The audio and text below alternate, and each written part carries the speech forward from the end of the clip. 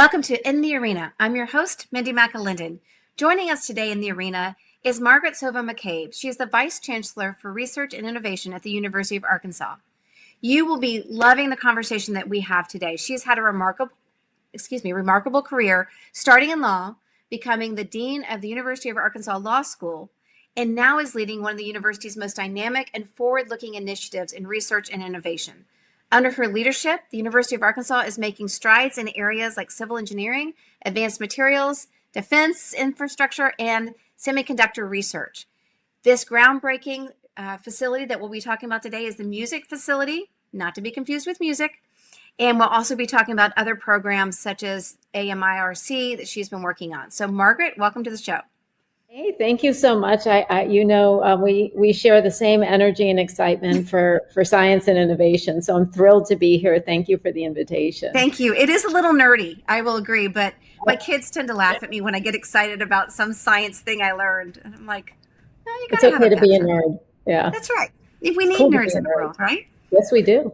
That's right. So let's talk a little bit just kind of how you got here, because it is a really fun path that you've taken. I mean, you started off in law and now you're in this engineering side, which, I mean, granted, they're both disciplines, but they're very, very different. So tell us quickly kind of how you got from where you started to where you are now.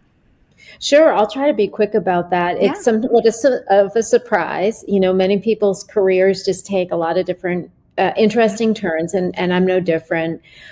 For me, moving from law to research and innovation is not that big a stretch, though. My area of law is actually very much about good use of government and process and things like that. And of course, so much of research and innovation is about federal research grants or how to navigate starting up a business and things like that. And then I don't talk about this a lot, but my own scholarship in law is about both administrative law, but then food and ag law, and how the regulatory system takes up science and takes discovery and turns it into maybe good rules that we might live by. So that, and also Chancellor Robinson is, you know, a terrific leader of the university and had such vision for how we could grow the research enterprise that when he asked me if I'd be interested, I said, well, yes, of course I would be.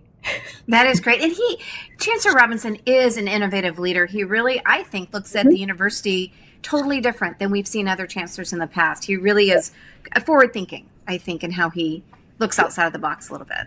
I think that's true. And what's interesting is he's forward thinking, but true to his own discipline. He's very much respectful of the history and the traditions. And those come together with him, I think, in really great ways, which is the land grant mission and is our university serving the people of Arkansas. So it's a good time to be at the university for sure. Absolutely. Well, let's talk about the 150 Forward Strategic Plan. Sure. It has a couple of primary goals, but one of them is research excellence. And this is kind of where we hit your area.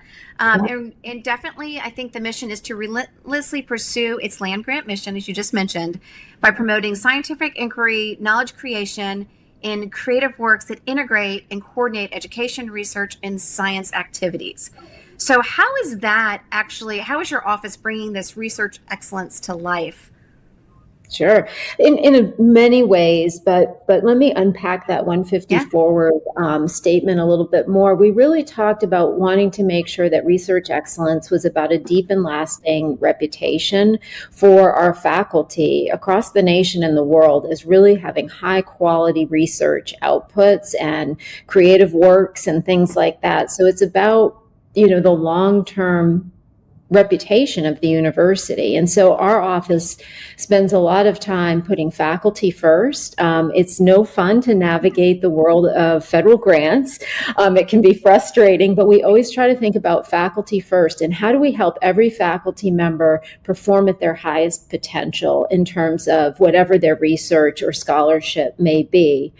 On the other side of that, we really want to be trusted by our federal funders or whoever our funders are, that again, we have high quality outputs, but also that we're very good at the business of research and that we can deliver results. That's really important. And then, of course, the big picture is we make some big decisions. You mentioned the music facility. That's a big investment. And, we appreciate the state of Arkansas, the federal government contributing to that, as well as the university, but helping make each decision the best decision that we can for the resources we have to continue to build that research enterprise are some of the ways that we try to achieve, that vision of research excellence every day. And I have a terrific team too. I have to say that these people wake up every day thinking about how do we achieve our potential as a university.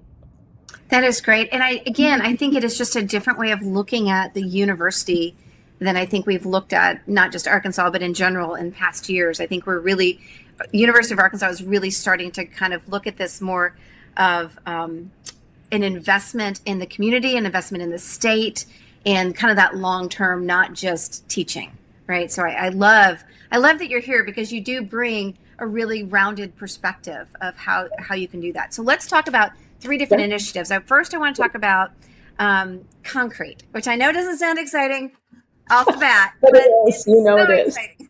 So there's a lot going on with the university, right? U of A has received grants to study novel concrete materials with military applications, and it's kind of fascinating. Who would have thought in the middle of the country that this is one of the things that University of Arkansas is doing? So can you just kind of give us the background on that and tell us how are we impacting our military? Oh, yeah. And you're right. This is such a great topic and something that's not obvious, right? But it shows you all the different ways in which research can really have an impact. So our civil engineering facility called CREC is a place where, yes, we have some researchers, many of them, but one who comes to mind for me is Michelle Berry.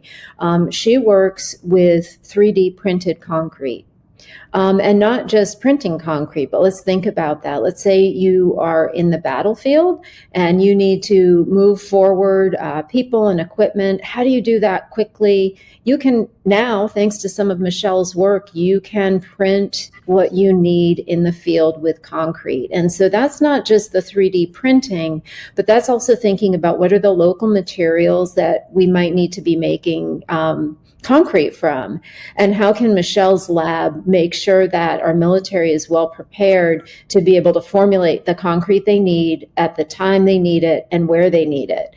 And that's just incredible. And then, of course, that also translates, right? I was thinking about this morning when I was out walking. So much of our American tradition is taking those military technologies and then having them have civilian applications. Exactly. So here in a rural state like Arkansas, will Michelle's research result in, let's say, bridge technology that could be used more cheaply, deployed if we have a natural disaster, to better repair our communities? And so I think that's just a terrific example of how, when you say, oh, we do concrete research, I think some people might go, yeah, okay. Yeah. How is that even interesting? But it's really amazing when you think about it. Could be anywhere in the world. It's a mobile 3D concrete printer, and it can have such application to our military being successful and safe.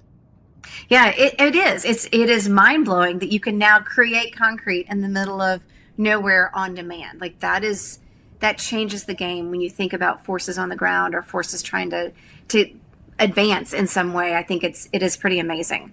And I love the work that she's doing. So kudos to her on that. So let's talk a little bit about you say AIMRC. AMRIC, the Arkansas Integrated Metabolic Research Center, which is kind of a mouthful.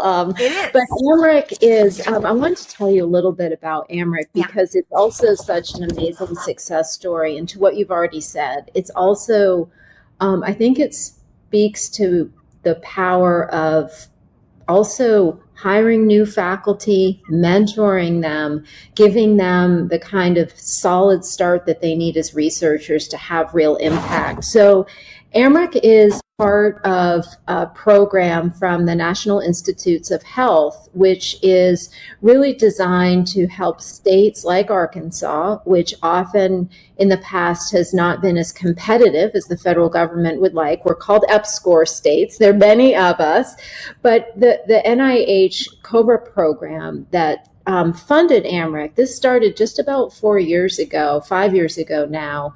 And what they've been able to do is begin a metabolic research center that looks at tissues and the cellular level of how disease functions. And what they're really looking for is how does aging and tissue repair and, again, those cellular level changes related to metabolism, how do we understand those better so that we can come up with better solutions to diabetes, to cancer, to obesity, to wound healing, things like that. But the other thing that I'd want your listeners to know is what's possible in Arkansas, right? So because we're an EPSCoR state, we win this NIH grant, and within 4 years, this group of researchers they've won $34 million in total NIH funding and NSF funding. And that's just a testament to what good people can do together. And if we're intentional and we're really focused again on having impact, that we can really do a lot in not that long a time too. And so I'm incredibly proud of that group and their contributions, because a lot of the COBRE program is about mentorship and how we recruit talented people to our campus, give them the tools they need to be successful researchers. That also means they're going to be working with students, whether they're undergrad or grad students. Maybe they'll be making discoveries that start up businesses eventually as well, and having that just virtuous cycle of research leading to discovery, leading to economic activity in our state, which, again, it excites us both. So yes, it does. That's what I want to tell you about AMRIC, because, again, they're just a really great story of what's possible here. Well, from what I understand, and the EPSCoR, it's very competitive for those dollars. So $34 million is a significant amount of grant money to be received for this program. Yep, right? That is absolutely true. And it is remarkable to me how quickly this group was able to build that portfolio of work. And it really speaks to both the principal investigators who won the original COBRE award, but then the people that they've recruited around them, and the mentorship that they've received. And that's setting them off in a really, really great start to their careers, to your point, which shows in their grant activity. And the mentorship side of it, I think, is really fascinating. I think that's something that often gets left behind, not just in the university world, but, in the political world, the business world, that gets left behind. And so then you end up with the one guy or the one lady who knew what they were doing goes to a different university, and now we have a hole. Right. And you are working really hard, it sounds like, to make sure that is not happening. That, one, we're enticing people to stay where they are. But that, two, we are also building that bench deep so that we are able to continue that research moving forward. That is exactly right. And mentorship also, again, all roads lead back to our mission. When we're mentoring people and they're growing their careers and they're committing to stay in Arkansas, I think about this sometimes as a professor, the hundreds of students that they'll reach, and then maybe even a broader reach with scientific discovery into the community. It's really remarkable. And it doesn't always just happen organically, to your point. It has to be intentional. And that's actually the whole point of the COBRE program. And that we've been so successful with it, again, it's just a pride point of research excellence for us. So I have to say, I love when you talk about the programs because you have such pride. You're so excited about them. It's fun. It's fun to watch you talk about them. Okay, But here's the one that I really want to talk about. I've just been waiting to bring up music. Right. So I will say the first time a representative said, Mindy, there's this new music program coming to University of Arkansas. I'm like, really? I didn't know University of Arkansas was that into music. And he's like, no. So that's when I reached out to Rebecca, and she reached out to you, and I was like, I got to know what's going on here. So if I get this right, it is the Multi-User Silicon Carbide Research and Fabrication Facility. Did I get it right? Yep, okay. You got it right. Another mouthful. But it is a major milestone. It's a major investment. I've seen the facility. It was not finished when I saw it. I can't wait to come and see when it's finished. Hint, hint.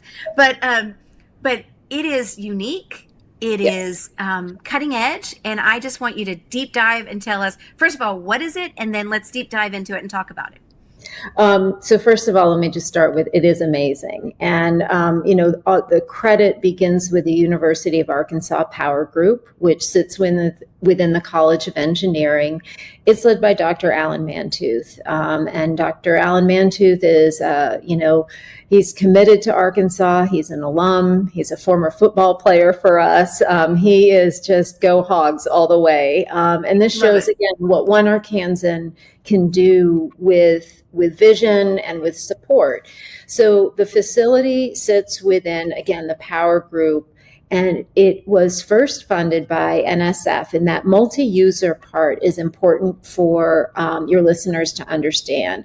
Multi-user means that the federal government really bought into Alan's vision that we don't just need research facilities on campuses that just house faculty, but what if you can have a fabrication facility that not only does research, our own as well as partners with other universities, but also allows industry, whether it's small startups who have a great idea for a silicon carbide chip and how they can make it function better, or whether it's a larger industry that is just looking for a fabrication facility that does this type of semiconductor chip. It's a multi-user facility, so we're open essentially for business, and we can help grow the economy around silicon carbide by providing an affordable option for small-scale prototyping, right? Because you don't just walk into, a huge semiconductor manufacturer and say, here's what we're doing. You have to really prototype that and perfect that at small scale. And that's what this facility does, which is remarkable. But I just think that is such an incredible asset. But the other thing is that silicon carbide itself as a semiconductor is really interesting. And Dr. Mantooth will tell you this if you tour with him.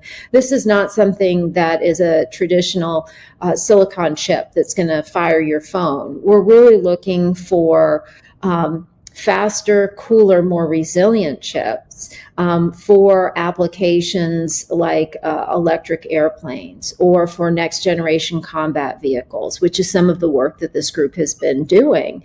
And that silicon carbide provides a new technology that can be cooler, cheaper, faster, but more resilient as well. And so it will power the future is how I like to think about it. And that happens again in Arkansas and, little old Fayetteville is pretty amazing. And we, again, you'd mentioned the military applications earlier. It's a national priority to reshore the semiconductor industry. But semiconductors are also just a national priority in terms of national security and economic security. And that we have the opportunity to contribute in our way through this facility, again, speaks to both the power of research, but beyond research, when you can be a multi-user facility and support small businesses or, again, large businesses who are trying to advance American technology, there's kind of no better work than that.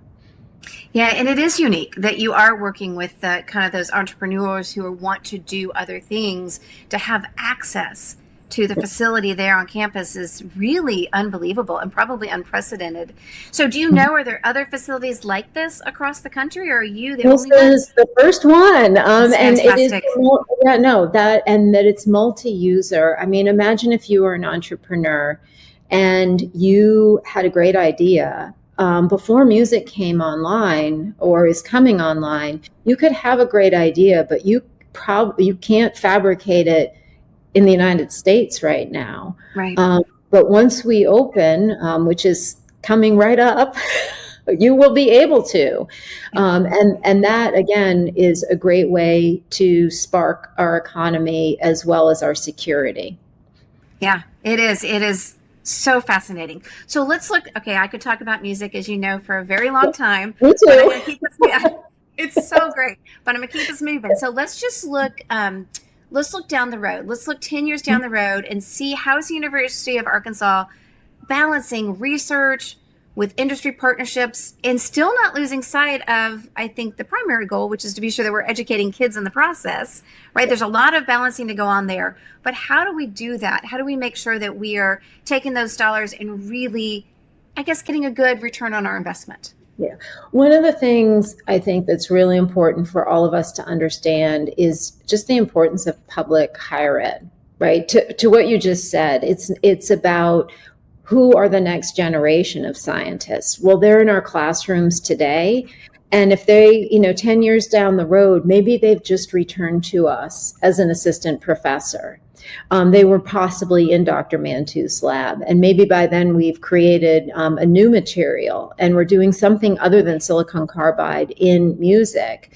But they learned in our classrooms what to do. And down the road, they're able to, again, contribute back. Or, 10 years down the road, there are things like AI. That's where I am today. I'm at a convening here in Little Rock that's on an NSF project, National Science Foundation project called the Industry of Ideas, that's trying to figure out how will AI and AI research impact our economy here in Arkansas in good ways, right? And help us attract AI workforce.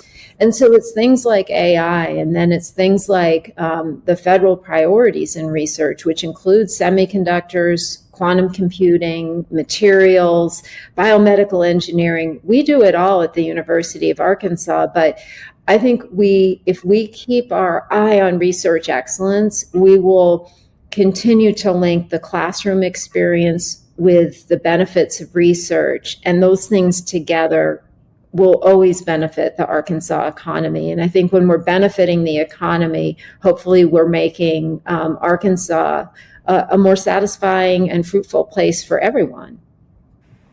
Wonderful. That is good to hear. And I love that you're continuing to think about that and to try to strive for that balance. And I mean, I would argue that AI isn't 10 years down the road. It's like 10 minutes down the road. It's like we left it at that last rest stop. Seriously, it is amazing to me, the leaps and bounds. I actually saw a video, totally off topic, a video today, and I've seen some AI videos that are pretty weak. You know what I mean? Like, they're interesting, but today I saw one, and it was like a lion with a zebra, and a giraffe comes in, and I was like, except for I know that didn't happen, it looks really real. Like, it's amazing how quickly things are moving forward, and I can't even imagine in things like music, the ability to use AI to continue to innovate and to continue to find better and better structures and better materials is got to just be wonderful. That is something that I think we should all be excited about, though we should always be mindful maybe of some of the ethics or the challenges of AI, to think about the fact that we can run computations, we can run a digital twin of a prototype before we actually run it through fabrication to optimize it before then. The acceleration of ideas and the efficiencies that one gets with AI are remarkable. And lots of people here are like, we're still going to need humans. And so I think we all should have no worries about that, but I hope we can all have a lot of excitement around that acceleration of technology and the ways in which AI allows us to test a lot of different ideas that we may have more quickly, so that we can really find those discoveries that are going to solve some of our biggest challenges, both as a country and as a world. Oh, I totally agree. Things that used to take, months and years, you can now weed out in days and weeks. And so it is, it's tremendous. And I agree, there's a whole ethical side. That's a whole nother podcast on AI. But yes, I totally agree with you. There's good and there's caution to go with it. Yeah. So let's, all right, let's go down a little bit further. So what do you see as the most rewarding thing that you do in terms of shaping the innovation at such a major research university? What do you find most rewarding? I was going to say, it's hard to pick just one, but I will, it's what you heard me say about programs. I'm just incredibly proud of not only the faculty, but the students that are already, committing their lives to science and discovery. And I know that some subset of that faculty, of those students, they create intellectual property, they create businesses, and then they create really interesting discoveries. If you had told me 5 years ago, you'll be able to walk through music and really understand how all of those pieces of the land-grant university fit together to benefit the state, I would have said, what, silicon carbide? Yeah. But it's just, again, the most rewarding part, I think, if I had to summarize it in a kind of global sense, it is seeing people reach their potential. That's great. Yeah. Yeah. And it's just, and people are always going to make the world go round, right? People are who are running science. Well, I think it's evident in listening to you speak how much passion you have, not just for the science, but for the people. I mean, I've heard you talk about the mentorship programs and people reaching their potential and individual people who are doing that you have mentioned. It's obvious that comes through in what you do. And we are so lucky to have you as Vice Chancellor. So thank you for joining me today. I've really enjoyed it. Oh, thank you. I was thrilled to be here. And anytime we want to get together and talk research and innovation or anything else, I'm good. Oh, I'm calling you. Yeah. Awesome. All right. Thank you so much. Sure. Have a great day. All right. Thank you. Well, I hope you've enjoyed our conversation today with Margaret McCabe, the Vice Chancellor for Research and Innovation at the University of Arkansas here in Fayetteville. It's been amazing to hear first her journey from law school to being Vice Chancellor of this amazing research division in the University of Arkansas. We talked a lot about the different innovations that are coming up. We've talked about the defense contract with concrete and the innovations that have come through the university to make it possible to create concrete out in the field with our military, which is just transformative for them. We talked a little bit about the AMRAC and about the Integrative Metabolic Research Center, where they're researching and learning new ways to help treat and prevent disease. And then finally, I think the most exciting thing that we talked about was the music program, which is the multi-user silicon carbide research facility. And it truly is a one of a kind in the US, cutting edge technology. It's a huge facility where entrepreneurs as well as big business can come in, they can fabricate, there's research being done, and it integrates the students into the research. It is just amazing. I suggest you go and learn more about music. It is MUSIC, but it is for silicon carbide. So with that, I hope you have a great week and look forward to seeing you next week in the arena.